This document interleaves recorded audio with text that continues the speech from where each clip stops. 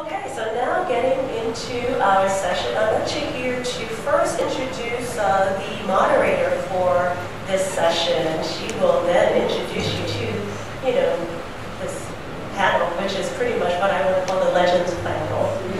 All right? So, and it is an honor to see all of you here. So I'll start with the first legend, Paula Giddings. Paula Giddings, author of When and Where I Enter. Also, she wrote the biography of Ida, Sword Among Lions. She's done quite a numerous number of works, articles, and currently editing Meridians, Feminism, Race, Transnationalism, an academic journal, and actually will be working on putting together a special issue of the symposium papers that you heard. So I know some of you want to hear more and read more, and I'm encouraging all our speakers to please develop your articles, because I know I'm looking forward to reading those. So without further ado, I'm going to turn things over to Paula Giddings, who will then introduce us.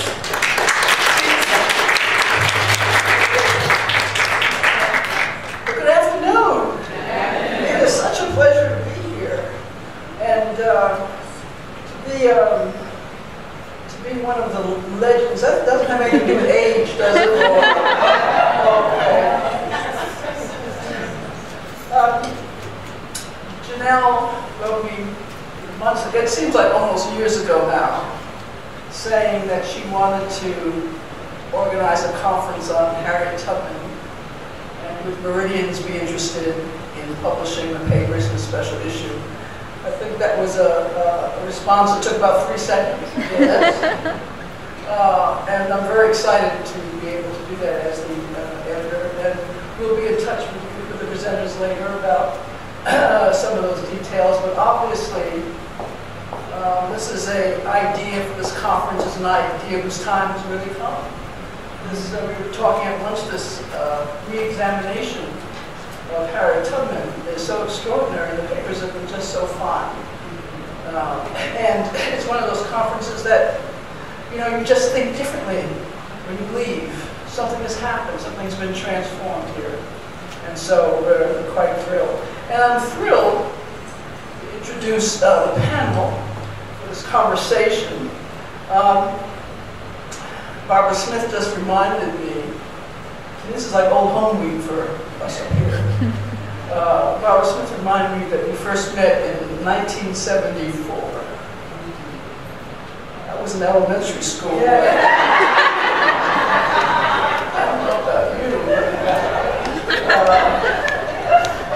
I was at Howard University Press then, and you were at the National Observer. My Lord, how many lives ago was all this? So it's great to have seen Barbara in so long, so it's so wonderful to see you again, Barbara.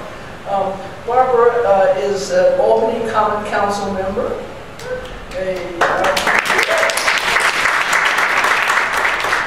obviously the city's in good hands, founding member of Combahee River Collective, a co-founder of Kitchen Table, Women of Color Press, and she is a public service professor at the University of Albany School of Social Welfare. And also, I remember this Barbara, and Barbara, of course, has a twin, and we all have the same birthday. So there's something about stars in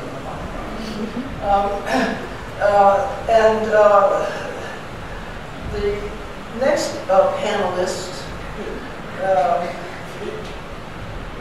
is actually got me my first job in academia. That's how long we've known each other, at least since right after When and Where I Enter was published. And Beverly, as we know, is such a generous soul, and she came up to me at a meeting, and she said, "Would you like to teach at Spelman?"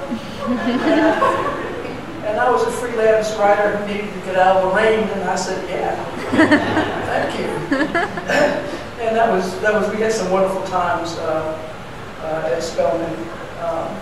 I've always learned so much from Beverly. She's the founding director of the Women's Research and Resource Center at Spelman College, and the Anna Julie Cooper Professor of Women's Studies at Spelman College, and the past president of the National Women's Studies Association. And just one word about that. As many of you know, that was just a dead organization for so long until Beverly presided over it. It has become this fantastic now space for Black feminists, particularly with the colors of scholarship. So that's one of the many legacies that Beverly also has. So we're going to talk about, you two are going to talk about, what would Harriet do, a legacy of resistance and activism. And I thought, if it's okay with you two, that maybe we would begin with the legacy part, and that would sort of help frame the what would Harriet do part. Always a dangerous exercise for historians, but and we'll just begin there. Barbara, would you like to go first and just think about Harriet Tubman's legacy and go from there, and we'll pass this microphone back and forth.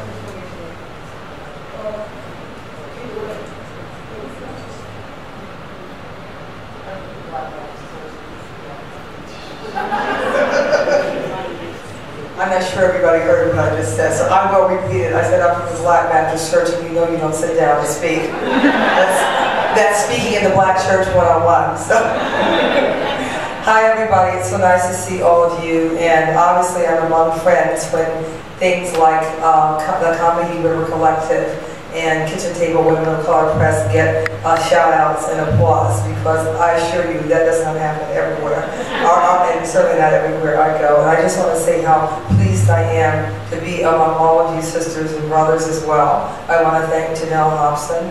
I want to thank Paula and Beverly for participating in this particular segment of the program, and it's just gratifying. I was thinking how appropriate it is to have this symposium, and I'm sure Janelle and others thought of this as well in New York State, because of course that is where Harriet Tubman ended up living, and that's where she was when she died. And also New York State, including Albany, was an important stop on the Underground Railroad. As far as Harriet Tubman's legacy, I think the main thing that jumps out, I think not just to me, but I'm sure to all of you, is that it was a legacy of struggle and a legacy of activism. I often say that you know that Black people of African heritage, were instrumental in their liberation from enslavement, because of the fact that we still exist here in great numbers in the United States. There are a lot of different stories of how the emancipation occurred and why it occurred. One of them, Lincoln, you can see it in the movies, that's one version.